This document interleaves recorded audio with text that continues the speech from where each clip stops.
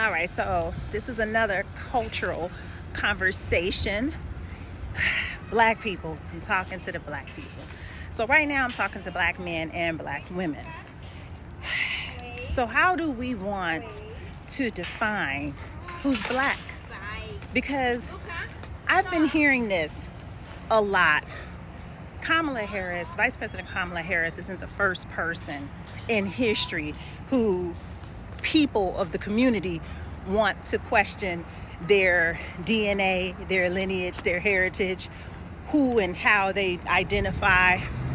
And I think, I saw a post going around where it was Indian family on top, African American family on the bottom. And I think I'm starting to understand what the problem is, or what everyone's issue is with biracial people who are both black and something else.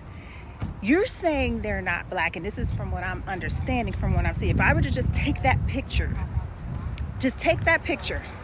and what it is saying, you're saying they're not black because the custodial parent and their experience and the people who raised them are not black. That's what it almost seems like. You're saying that because everyone else and the rest of us are trying to figure out, why don't you consider that when we should know? You remember those commercials, The More You Know, that used to come out?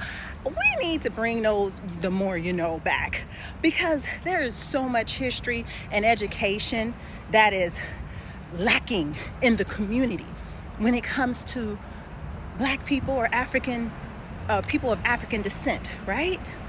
Because we are the diaspora.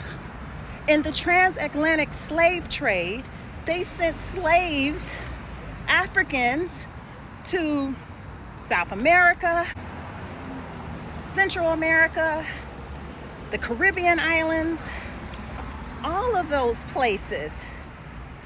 The first slave to step on what is now considered U.S. soil was at least 60 years or 6 decades after they started sending them to South and Central America, where the heritage was stripped.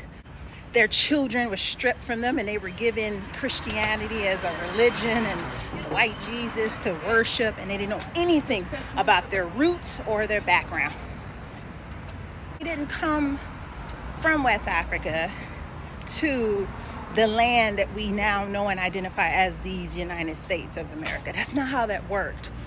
They didn't come until at least 60 years, like a whole generation of folks after they were bred and morphed into what we know now, right? With that being said, it's like, okay, if we know that, and some of us don't know that, and that's why I think we keep coming back to the same conversation. Because when former President Barack Obama was running for president, he ain't black. I think we gave him, and not me, but, we gave him, 3/5 of a black card, because his mother was white, but his father was, and it's really interesting. So let's talk about some other biracial people of the culture that doesn't, to me, seem like had a problem with getting a black card from some of these so-called African Americans in the United States. Bob Marley, half white, half Jamaican, right? That's what he is, right? Biracial, my point is. I didn't, Mr. I Shot the Sheriff, got his black card.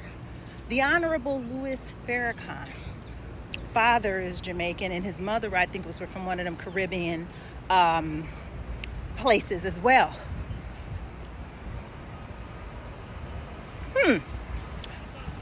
Enough there. Let's see who else. Here's the GOAT, Marcus Garvey, Jamaican, came to America, the United States, galvanized over 1 million or 4 million black folks on the campaign, Move Back to Africa campaign.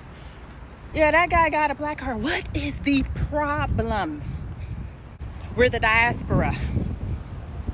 This globe is filled with melanated people.